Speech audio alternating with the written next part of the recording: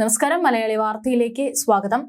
Iran president Ibrahim റൈസിയുടെ അപകട മരണം Arabian രാജ്യങ്ങളിൽ ഉണ്ടാക്കിയ നടുക്കം ചെറുതല്ല. പ്രത്യേകിച്ച് ഇസ്ലാമിക രാജ്യങ്ങളുടെ ഒരു നെടും നായകത്വം വഹിച്ചിരുന്ന ആളായിരുന്നു Iran president Ibrahim Raisi. Ibrahim റൈസിയെ നോട്ടമിട്ടത് ആരാണെന്ന കാര്യത്തിൽ ഇപ്പോഴും തർക്കങ്ങൾ തുടരുകയാണ്. ഇബ്രാഹിം റൈസിയുടെ മരണം കാലാവസ്ഥ മോശമായതുകൊണ്ടുള്ള അപകട മരണമല്ല, അപകടമാണെന്ന് ഇറാനിലെ ഔദ്യോഗിക ഭരണകൂടം പറയുന്നു. എന്നാൽ ഇറാനിൽ തന്നെയുള്ള മറ്റൊരു വിഭാഗം പറയുന്നത് ഇതൊരു ആസൂത്രിത കൊലപാതകമെന്നാണ്. ഏതായാലും ഇറാൻ പ്രസിഡന്റ് ഇബ്രാഹിം റൈസി ഉൾപ്പെടെയുള്ള മറ്റുള്ളവരുടെ മരണത്തിനിടയാക്കിയ ഹെലികോപ്റ്റർ അപകടം സംബന്ധിച്ചുള്ള ആദ്യ അന്വേഷണ റിപ്പോർട്ട് ഇപ്പോൾ ഇറാൻ ഭരണകൂടം പുറത്തുവിട്ടിരിക്കുകയാണ്. അപകടത്തിന് പിന്നാലെ സാങ്കേതിക വിദഗ്ധർ ഉൾപ്പെടുന്ന സംഘം അന്വേഷണത്തിന്റെ ഭാഗമായി സംഭവ സ്ഥലത്ത് എത്തിയിരുന്നു. അന്വേഷണ സമിതിയുടെ പ്രാഥമിക കണ്ടെത്തലുകളാണ് റിപ്പോർട്ടിൽ ഉൾപ്പെടുത്തിയിരിക്കുന്നത്. ഇറാൻ സായുധ സേനയുടെ ജനറൽ സ്റ്റാഫാണ് റിപ്പോർട്ട് പുറത്തുവിട്ടത്. റിപ്പോർട്ട് പ്രകാരം അപകടത്തിൽപ്പെട്ട ഹെലികോപ്റ്റർ മുൻകൂട്ടി നിശ്ചയിച്ച പാതയിൽ തന്നെയാണ് സഞ്ചരിച്ചിട്ടുള്ളത്. ഇവരുടെ ഫ്ലൈറ്റ് റൂട്ട് മാറിയിട്ടില്ല. അപകടമുണ്ടാകുന്നതിന് ഏകദേശം 1.5 മിനിറ്റ് മുൻപ് ഹെലികോപ്റ്ററിലെ പൈലറ്റ് പ്രസിഡന്റിന് അകമ്പടിയായി എത്തിയ മറ്റ് 2 ഹെലികോപ്റ്ററുകളുമായി ബന്ധപ്പെടാൻ ശ്രമിച്ചിട്ടുണ്ട്. തകർന്നു വീണ ഹെലികോപ്റ്ററിന്റെ അവശിഷ്ടങ്ങളിൽ നിന്ന് സംശയാസ്പദമായ രീതിയിൽ വെടിയുണ്ടകളോ മറ്റ് സ്ഫോടന വസ്തുക്കളോ കണ്ടെത്തിയിട്ടില്ലെന്നും റിപ്പോർട്ടിൽ പറയുന്നു. മലയിൽ ഇടിച്ചു വീണ ഹെലികോപ്റ്റർ തീ പിടിച്ച് കത്തിയമരുകയായിരുന്നു.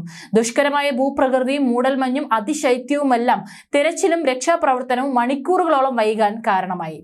ഡ്രോണുകളുടെ സഹായത്തോടെയാണ് അപകട സ്ഥലം കൃത്യമായി തിരിച്ചറിയാൻ സാധിച്ചത്. വാച്ച് ടവറും ഫ്ലൈറ്റ് ജീവനക്കാരും തമ്മിലുള്ള സംഭാഷണത്തിൽ നിന്നും സംശയാസ്പദമായ രീതിയിൽ യാതൊന്നും കണ്ടെത്താനായിട്ടില്ല. അന്വേഷണത്തിന്റെ അടുത്ത ഘട്ടം ആരംഭിച്ചിട്ടുണ്ടെന്നും ഇതിനുശേഷം കൂടുതൽ വിവരങ്ങൾ പുറത്തുവിടുമെന്നും അധികൃതർ വ്യക്തമാക്കി. അസർബൈജാനിലേക്ക് പോകുന്നതിനിടെയാണ് റൈസിയും സംഘവും സഞ്ചരിച്ച ഹെലികോപ്റ്റർ തകർന്നു വീഴുന്നത്.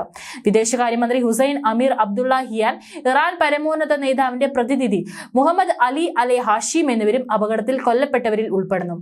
ഇതിന് പിന്നിൽ മൊസാദ് ആണെന്നാണ് വലിയൊരു വിഭാഗം ഇസ്ലാമിക സംഘടനകളും ഇസ്ലാമിക രാജ്യങ്ങളും പറയുന്നത്.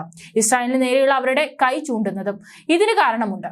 കഴിഞ്ഞ കാലങ്ങളിൽ ബന്ധശത്രുക്കളായിരുന്ന 2 രാജ്യങ്ങളായിരുന്നു ഇസ്രായേലും ഇറാനും. അതുമാത്രമല്ല, ഏറ്റവും പ്രധാന ശത്രു പട്ടികയിലുള്ള ഒരാളായിരുന്നു ഇബ്രാഹിം റൈസി.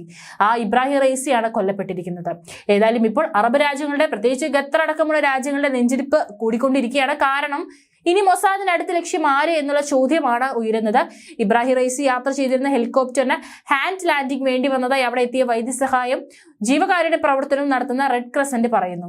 ഇതിന് വഴിവെച്ചത് ഇസ്രായേൽ രഹസ്യ സംഘടനയായ മൊസാദിന്റെ കരങ്ങളാണെന്നാണ് പലരും സംശയിക്കുന്നത്.